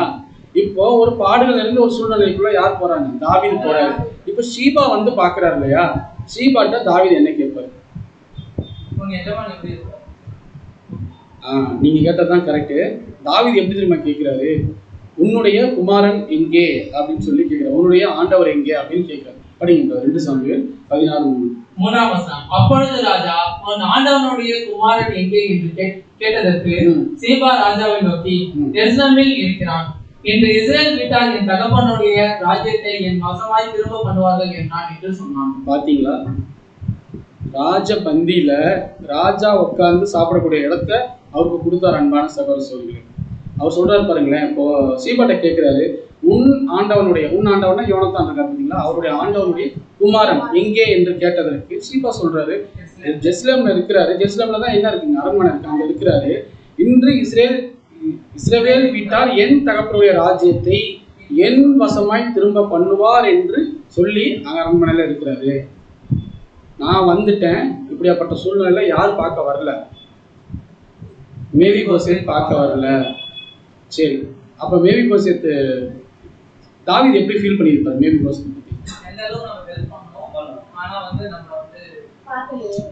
ரொம்ப வருத்தமா இருக்குங்க. அதுதான் அன்பான சகோதர சகோதரிகளே, இக்கட்டான ஒரு சூழ்நிலையில சிநேகிக்கிறவர் தான் உண்மையான நண்பன் படிச்சோம் இல்லையா. இன்னைக்கு தாவீதுக்கு யாருமே இல்லை ஆறுதல் சொல்ல. சீபான்னு ஒருத்தர் வந்து, நீங்க யோசிச்சு பாருங்க, நீங்க ரொம்ப கஷ்டப்படுறீங்க, அதாவது கையை பிடிச்சிட்டு நான் இருக்கேன் பிரதர் அப்படின்னு சொன்னா அது எவ்வளவு பெரிய ஆறுதல். இன்னைக்கு வந்து அது கிடைக்கல. அன்பான சகோதர சகோதரிகளே, நம்ம வந்து காசு பணம் கொடுத்து உதவ வேணாம், வண்டிலாம் கொடுத்து கூட உதவ வேணாம். ஒரு ஃபோன் பண்ணி நல்லா இருக்கீங்களா அப்படின்னு மட்டும் கேட்டாவே அப்படியே கிடுக்கிடுன்னு கண்ணில் தண்ணி வந்துடும். அந்த ஆறுதல் சொல்றதுக்கு ஆள் இல்லை. இன்னைக்கு தாவீதுக்கு ஏற்பட்ட நிலை அப்படிதான் அன்பான சகோதர சகோதரிகளே. அதனாலதான் அவர் கேட்கிறாரு, உன்னுடைய ஆண்டவனுடைய குமாரன் எங்க அப்படின்னு சொல்லி கேட்கிறப்பதான் சீபா சொல்றாரு பாருங்க. சீபா ராஜாவை நோக்கி. 4ஆம் வசனம். அப்பொழுது ராஜா சீபாவை நோக்கி, மேவிபோசேத்துக்கு உண்டானதெல்லாம் உன்னுடையதாய் ஆயிற்று என்றான். இப்ப என்ன கொடுத்தாரு மேவிபோசேத்துக்கு? தாவீது என்ன கொடுத்தாரு? அந்த நிலங்கள் எல்லாமே கொடுத்தாரு இல்லையா. இப்ப தாவீது சடனா ஒரு முடிவு பண்றாரு. என்ன சொல்றாரு அப்படின்னா, சீபா நல்லா நீ கவனிச்சுக்கோ, உன்னுடைய எஜமான் மேவிபோசேத்துக்கு கொடுத்தோம் இல்லையா, அது எல்லாம் இன்னைக்கு யாருக்கு, எல்லாமே நீ வச்சுக்கோ அப்படின்னு சொல்றாரு. அன்பான சகோதரர், அதற்கு சீபா, ராஜாவாகிய என் ஆண்டவனே, உம்முடைய கண்களில் எனக்கு தயவு கிடைக்க வேண்டும் என்று நான் பணிந்து கேட்டுக் கொள்கிறேன் என்றான். யோசிச்சு பாருங்களேன், எல்லா விஷயத்தையும் மேவிபோசேத் விட்டதுனால இன்னைக்கு யாருக்கு எல்லாமே கிடைச்சிருச்சுங்க? சீபாக்கு கிடைச்சிருச்சு. அதே போலதான் இன்னைக்கு இஸ்ரேல் ஜனங்கள் எல்லாத்தையும் விட்டதுனால மிகப்பெரிய ஒரு ஆசீர்வாதம் யாருக்கு கிடைச்சிருச்சு? புறஜாதியா இருக்கக்கூடிய நமக்கு கிடைச்சிருச்சு. அப்ப தாவீது போனது மிகப்பெரிய ஒரு வனாந்திர பிரயாணம். நம்ம ஆண்டவராகிய இயேசு கிறிஸ்து இறந்ததுக்கு அப்புறம் 7 கால சபையும் எப்படி இருந்திருக்கு அப்படின்னு பார்த்துட்டோம்னா, மிக வனாந்திரமான ஒரு கொடுமையான ஒரு சூழ்நிலை. ஆண்டவராகிய இயேசு கிறிஸ்து இறந்துடுறாரு.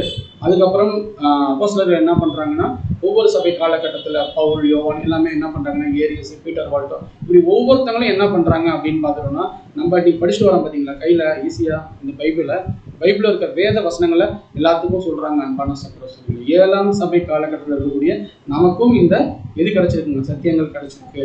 இப்போ நம்மளை போலவே 1ஆம் சபை காலகட்டத்தில் இருந்து பரிசுத்தவான்கள் எவ்வளவு பேர் இருப்பாங்க, உண்மையா வாழ்ந்தவங்களாம், உண்மை சத்தியத்துக்கு தன்னுடைய குடும்பத்தை இருந்தவங்க நிறைய பேர் இருக்காங்க. அன்பான சகோதரர்களே, பிள்ளைங்களை இருந்தவங்க இருக்கிறாங்க. அவங்க மத்தியில தேவன் நம்மளை அழைச்சிருக்கிறாரு. எப்படி அழைச்சிருக்கிறார் அப்படின்னா, புறஜாதியா இருக்கக்கூடிய நம்ம சீபாவை போல ஒரு பாடுகள் நிறைந்த ஒரு சூழ்நிலையில நம்ம போய் மீட் பண்ணியிருக்கிறோம். பாடுகள் நிறைந்த காலகட்டத்தில் தான் நம்ம இருக்கிறோம். இப்போ 2 கழுதைகள் நமக்கு தெரியும் இல்லையா, 2 கழுதைகள் எதை அடையாளப்படுத்துது அப்படின்னா, 2 ஏற்பாடுகள், புதிய ஏற்பாடு, பழைய ஏற்பாடு. அப்போ அப்பங்கள் நமக்கு தெரியும். அவர் கொடுத்த சத்திய வசனங்கள் நம்மளை நாள்தோறும் தேற்றுகிறது. அன்பான சகோதர சகோதரிகளே, அப்போ திராட்சை ரசம் வந்து அவர் கொடுத்த மிக பெரிதான ஆசீர்வாதம். அப்போ வற்றலான திராட்சை பழங்கள் எதை குறிக்குது அப்படின்னா, பழைய ஏற்பாட்டின் தீர்க்க தரிசனங்கள். பாருங்க, இது எல்லாமே அவங்களுக்கும் கிடைச்சிச்சு. யாருக்கு கிடைச்சிச்சுங்க? இஸ்ரேல் ஜனங்களுக்குமே கிடைச்சிச்சு. மல்கியா, சகரியா, எரேமியா, ஏசையா, இந்த தீர்க்க தரிசனங்கள் எல்லாமே இஸ்ரேல் ஜனங்கள் இப்படி வாழணும் அப்படின்னு சொன்னாங்க. ஆனா அவங்க என்ன பண்ணலைங்க, அதன்படி வாழல. அன்பான சகோதரர்கள், அதனாலதான் பவுல் சொல்றாரு பாருங்க, 2 தெசலோனிக்கேயருக்கு படிங்க. 2 தெசலோனிக்கேயர் 1ஆம் அதிகாரம் 4ஆம் வசனம் முதல், நீங்கள் சகிக்கிற சகல துன்பங்களிலும் உபத்திரவங்களிலும் பொறுமையும் விசுவாசத்தையும் காண்பிக்கிறதற்கும் நிமித்தம் உங்களை குறித்து நாங்கள் தேவனுடைய சபைகளில் மேன்மை பாராட்டுகிறோம். நீங்கள் தேவனுடைய ராஜ்யத்தின் நிமித்தம் பாடு அனுபவிக்கிறவர்களாய் இருக்க, அந்த ராஜ்யத்திற்கு நீங்கள் பாத்திரர் என்றெண்ணும்படிக்கு தேவன் நியாயமான தீர்ப்பு செய்கிறவர்கள் என்பதற்கு அதுவே அத்தாட்சியாய் இருக்கிறது. நீங்கள் செய்கிற சகல துன்பங்களிலும் உபத்திரவங்களிலும் பொறுமையையும் விசுவாசத்தையும் காண்பிக்கிற நிமித்தம். அன்பான சகோதர சகோதரிகளே, இந்த வாழ்க்கை பாடுகள் நிறைந்த வாழ்க்கை தான். ஏன் அப்படின்னா ஈஸியாக ஜீவகிரீடம் என்ன பண்ண முடியாதுங்க, எல்லாத்துக்கும் ஈஸியாக கிடைக்காது. நமக்கு பாடுகள் வரும். நம்ம எந்த ஒரு விஷயத்துல ரொம்ப ஸ்ட்ராங்காக இருக்கோமோ அதில் தான் தேவன் நம்மளை அனுப்புவார். அன்பான சகோதர சகோதரிகளே, பொறுமையும் விசுவாசத்தையும் காண்பிக்கிறது நிமித்தம். நம்முடைய விசுவாசம் இருக்கணும். உங்களை குறித்தும் நாங்கள் தேவனுடைய சபைகளில் மேன்மை பாராட்டுகிறோம் அப்படின்னு அப்போஸ்தலன் பவுல் சொல்றாரு. நீங்கள் தேவனுடைய ராஜ்யத்தின் நிமித்தம் பாடு அனுபவிக்கலாக இருக்க அந்த ராஜ்யத்திற்கு நீங்கள் பாத்திரர் என்று எண்ணும்படிக்கு தேவன் நியாயமான தீர்ப்பு செய்கிறார் என்பதற்கு இதுவே அத்தாட்சியாக இருக்கிறது. அப்போ என்னன்னா, நம்ம அவருடைய ராஜ்யத்துல போய் சேரணும் அப்படின்னா நமக்கு என்னதான் உண்டு, கண்டிப்பா பாடுகள் இருக்கு. அன்பான சகோதர சகோதரிகள், அப்போ இஸ்ரேல் ஜனங்கள் என்ன பண்றாங்க அப்படின்னா, நம்ம ஆண்டவராகிய இயேசு கிறிஸ்துவை என்ன பண்றாங்க, புறக்கணிச்சிடுறாங்க. ஒரு வசனம் இருக்கும், நீங்க பைபிள்ல கூட படிங்களேன். எரேமியா எடுத்துக்கோங்களேன். எரேமியா 13வது அதிகாரம் நினைக்கிறேன் சிஸ்டர், 13:1 படிங்களேன். இந்த வசனம் அவ்வளோ டச்சிங்காக இருக்கும். இஸ்ரேல் ஜனங்களுக்குன்னே சொல்லப்பட்ட ஒரு வசனம். எரேமியா 13:1. 13வது எடுங்க.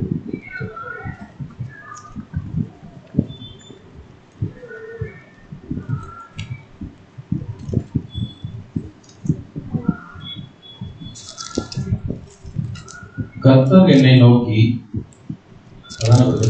எரேமியா இல்லை அது இல்லை, 31 பாருங்க. 31 எரேமியால இருக்கும்.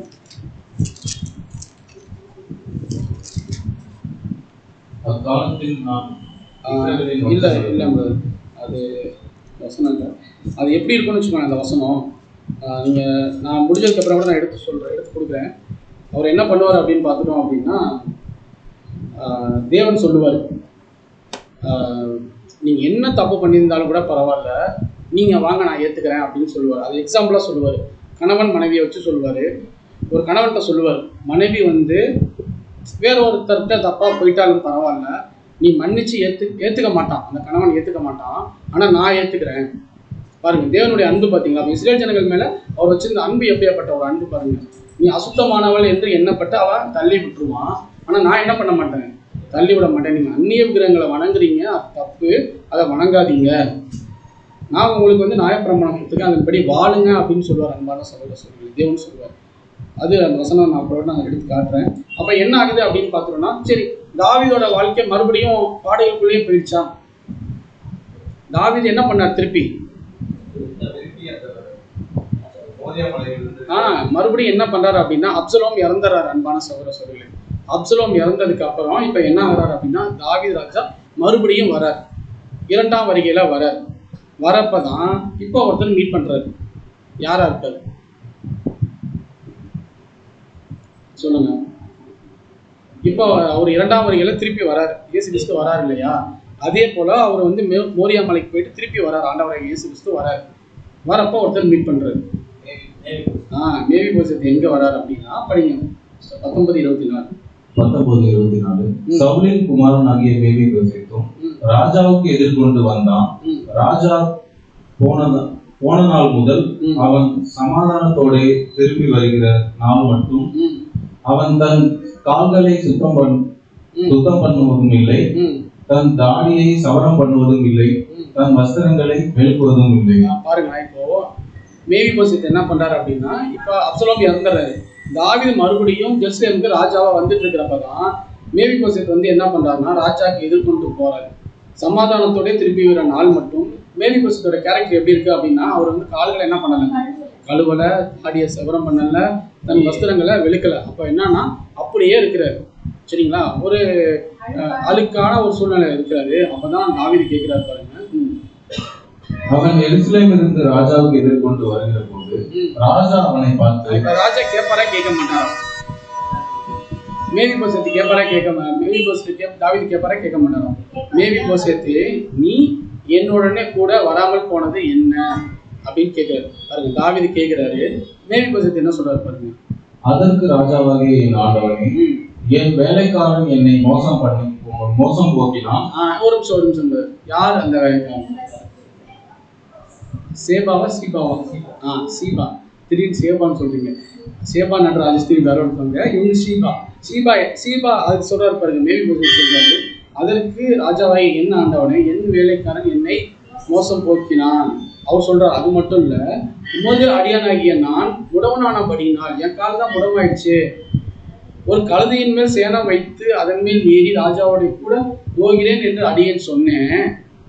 ஆனா அவர் என்ன பண்ணலைங்க, கேட்கல. இப்ப சொல்லுங்க, மேவி போசேத் நல்லவரா கெட்டவரா? இன்னமும் ஸ்ட்ராங்கா இருக்கீங்க. ஓகே, இந்த வசனத்துல தெரிஞ்சவங்க சார் 2 சாமுவேல் 19:27 மற்றும் 28 படி. 2 சாமுவேல் 19ஆம் அதிகாரம் 27ஆம் வசனம். அவன் ராஜாவாகிய என் ஆண்டவனிடத்தில் உமது அடியானின் மேல் வீண்பழி சொன்னான். யார் சொல்றாரு? சீபா வீண்பழி சொன்னேன்னு சொல்லிட்டு யார் சொல்றாருங்க? மேவி போசேத் சொல்றாரு. அப்போ ராஜா என்ன சொல்றாரு அப்படின்னா, ராஜாவாகிய என் ஆண்டவனே, தேவனுடைய தூதனை போல இருக்கிறார், உமது பார்வைக்கும் நலமானதை தேடுகிறபடி செய்யும். இப்ப ராஜாவாகிய என் ஆண்டவனே, தேவனுடைய தூதனை போல நீங்க இருக்கீங்க, உமது பார்வைக்கு நலமானதை செய்யுங்க, நான் வரணும்னு தான் ஆசைப்பட்டேன், எப்படிலாம் சொல்றாரு பாருங்க மேவி போசேத். அப்ப தாவீது சொல்றாரு,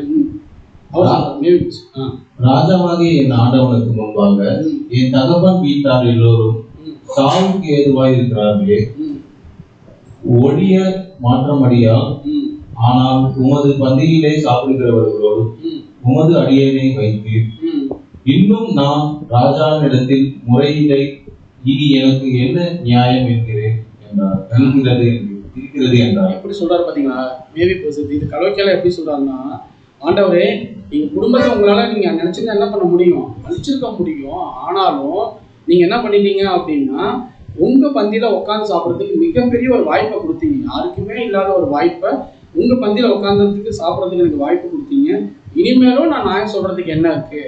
அவர் ஒரே ஒரு கேள்வி கேட்டாரு, மேவி போசேத் நீ ஏன் வரலன்னு கேட்டாரு.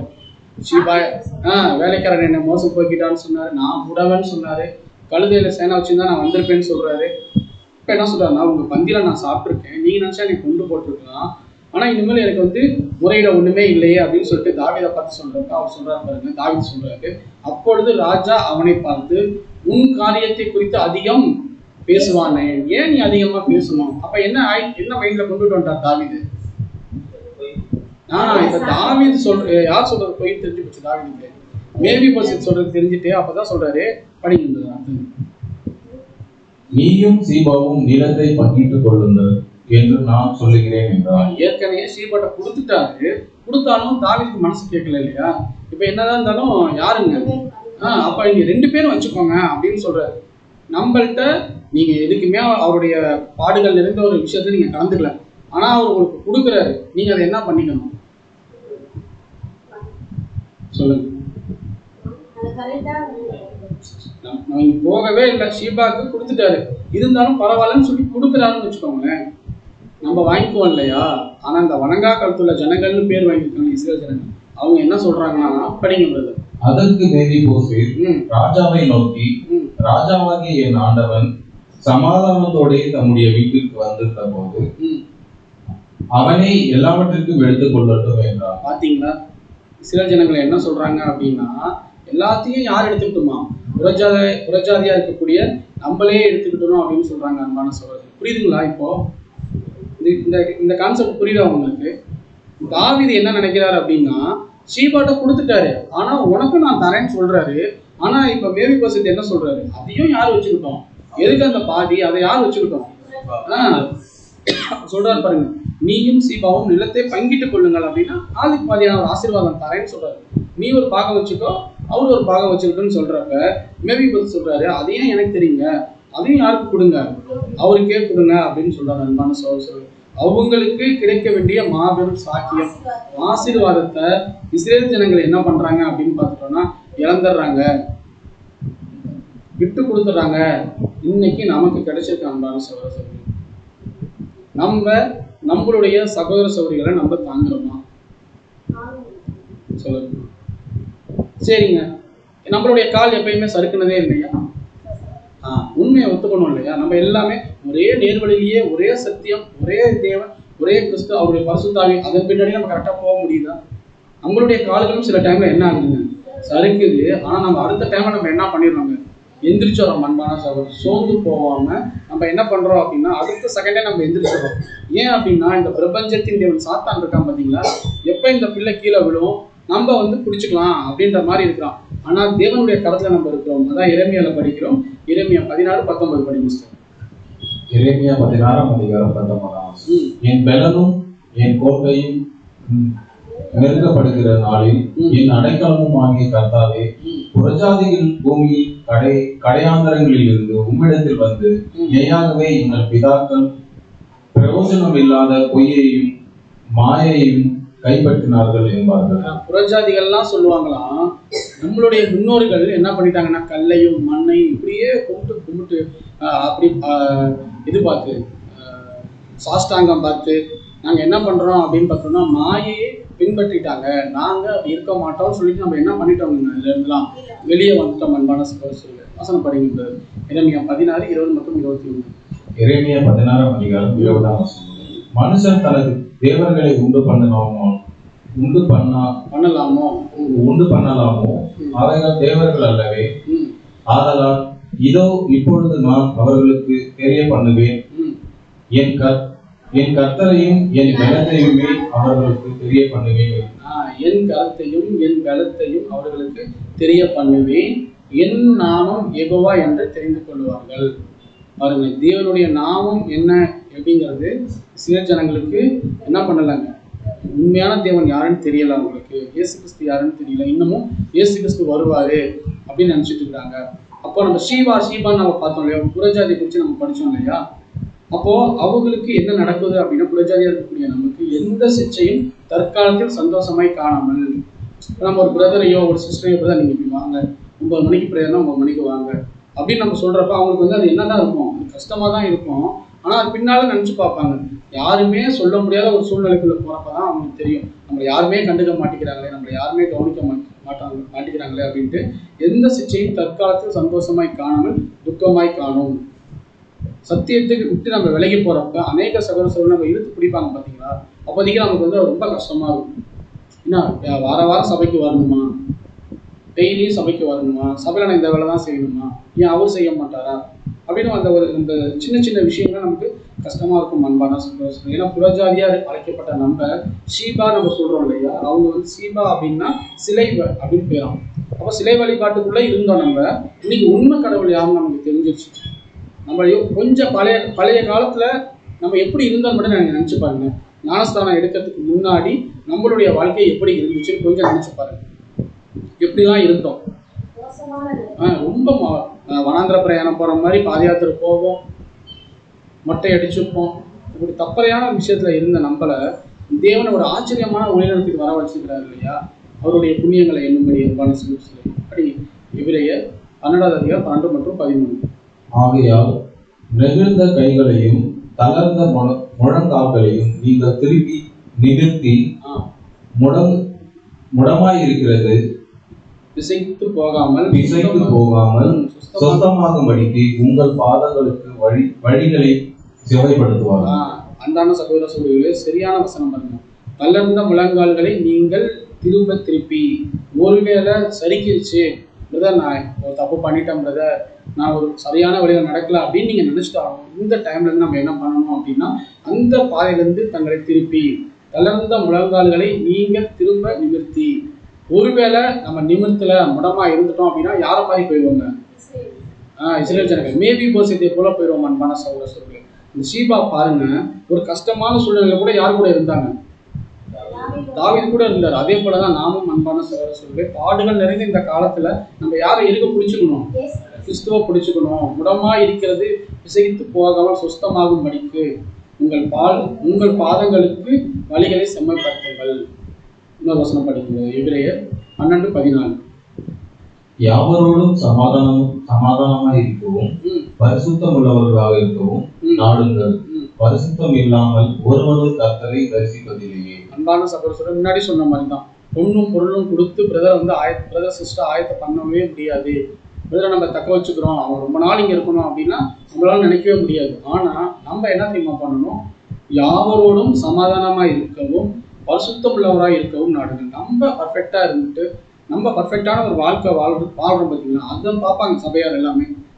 இந்த சகோதரி போல இருக்கணும், இந்த சகோதரன் போல இருக்கணும், நம்ம கரெக்டான இடத்துக்கு தான் வந்திருக்கிறோம் அப்படின்னு அவங்க ஃபீல் பண்ணணும். அன்பான சகோதரர், அதுதான் நம்மளுடைய வளர்ச்சி. இறைமையான சொல்றாரு, இறைமையா 48:10 படிக்கிறது.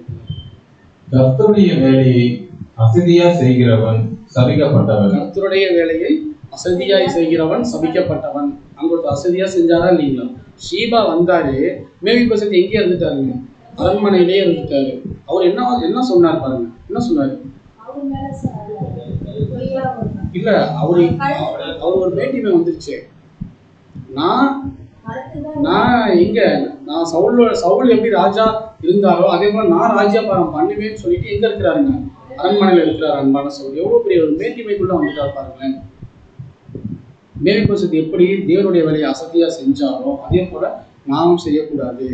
தேவன் ஒரு சின்ன ஒரு வேலை கொடுக்குறாரா, ரொம்ப பர்ஃபெக்டா செஞ்சு காட்டுங்க. சின்ன வேலை 100% உண்மையா இல்லை, அதுதான் தேவனுக்கு பிடிக்கும். அன்பான சவுல் நம்ம நேரம் கீப் அவுட் பண்றதுல இருந்து, நல்ல பாட்டு பாடுறதுல இருந்து, நல்ல பைபிள் ரீடிங் பண்றதுல இருந்து, நல்ல சப்ஜெக்ட் பேசுறதுல இருந்து, அது 100% டெடிகேஷன் பண்ணுங்களேன். ஏதோ வந்தோம் போனோம்னு இல்லாம உண்மையா இருந்து பாருங்க. ஒரு நாள் அவருக்காக வாழ்ந்து பாருங்க. அதுதானே அவர் விரும்புறாரு. நீங்க அதுவே நீங்க பழக்கத்தை வழக்கமாக்கிக்கோங்க.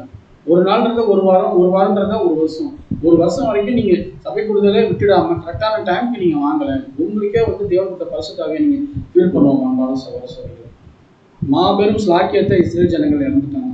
இன்னைக்கு எல்லாமே நம்மள்கிட்ட கொடுத்துருக்கிறாரு. குறிப்பா ஆண்டவராக இயேசு கிறிஸ்துவ நம்ம கொடுத்துருக்காரு. அவங்க இயேசு கிறிஸ்துவ என்ன பண்ணிட்டாங்க அப்படின்னு பார்த்துட்டாங்கன்னா மறுதளிச்சுட்டாங்க. இயேசு கிறிஸ்துவ அவங்க என்ன பண்ணிட்டாங்க? தள்ளிட்டாங்க சொல்ல போனா.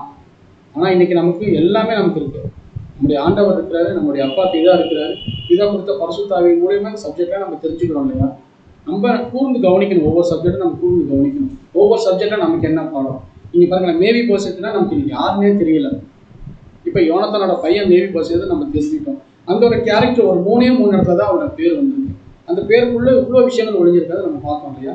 அப்ப மேவிபோசேத் போல நம்ம இல்லாம எஜமானுக்கு நல்ல ஒரு ஊழியம் செய்யக்கூடிய, அதாவது கீழான நிலைமை இருக்கக்கூடிய ஷீபா எப்படி தேவன் உயர்த்தினாரோ அதே போல தேவன் கண்டிப்பா நம்ம என்ன பண்ணுவோம், உயர்த்துவார் அப்படின்னு சொல்லிட்டு இந்த தேவ செய்தியை நிறைவு செய்யலாம்.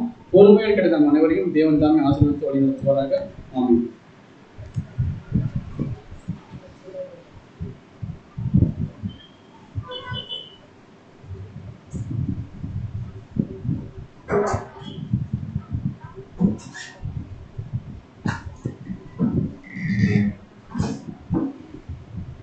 அன்புக்குரிய சகோதர சகோதரிகளே, இன்றைய தினத்துல தேவன் சகோதரன் மூலயமா நமக்கு ஒரு பாடத்தை கொடுத்தாரு இல்லைங்களா? ஸோ நம்ம எவ்வளவு பெரிய ஒரு பாக்கியத்துக்குள்ள நம்ம வந்திருக்கோம் அப்படின்றத நம்ம இந்த ஒரு பாடத்துல கத்துக்கிறோம் இல்லைங்களா? முக்கியமான காரியங்கள்லாம் இந்த பாடத்துல நம்ம பார்த்தோம். யாரை பார்த்தோம்? தாவீது யாரை அடையாளப்படுத்துறாரு? அப்புறம் ஸோ தாவீது முதல்ல யார் கூட நட்பு வச்சுட்டு இருந்தாரு? ஸோ யோனத்தான் அப்படின்றது எதை அடையாளப்படுத்துது?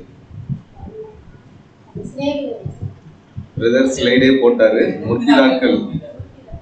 ஸோ அவங்களுடைய வாரிசுகள் இப்ப இருக்கிற இஸ்ரேல் ஜனங்கள். இன்னை வரைக்குமே தாவீது அவங்க என்ன பண்ணணும்னு நினைச்சாங்கன்னா எல்லாத்தையுமே பகிர்ந்து கொடுக்கணும் அப்படின்ற ஒரு எண்ணத்துல தான் அவங்க கிட்ட சொன்னாங்க. ஆனா அவங்க என்ன பண்ணிட்டாங்க அப்படின்னு பாத்தீங்கன்னா, எனக்கு அந்த பாதிலாம் வேண்டாம், முழுவதுமே அவங்க கிட்டே கொடுத்துருங்க அப்படின்னு சொல்லி ஒரு வணங்கா கழுத்து உள்ள ஜனங்கள் நம்ம அதே வசனத்துல பார்த்துருக்கோம் இல்லைங்களா?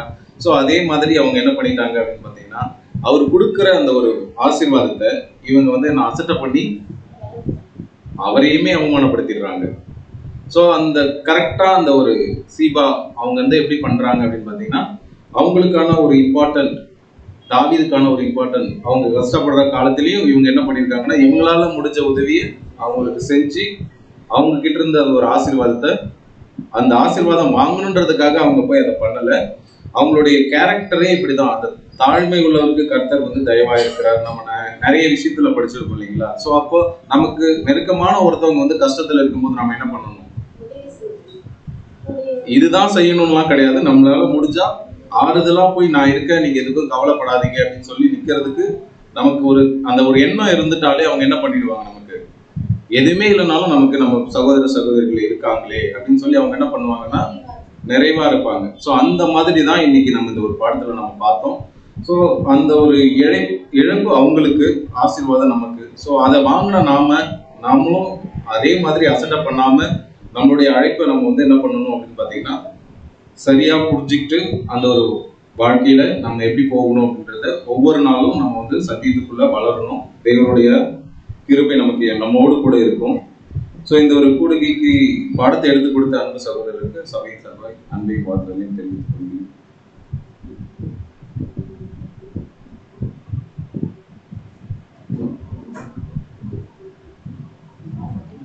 இல்லை